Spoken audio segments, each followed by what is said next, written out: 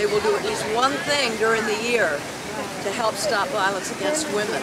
1 billion people rising in a commitment to ending that violence is a revolution. This is the time to have the global call for action. No more violence for women and girls.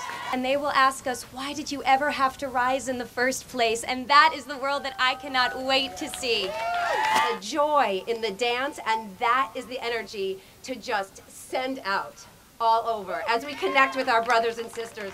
And it can be working with your local governments, city, state, national governments, to pass legislation that make it much harder to commit violence against women.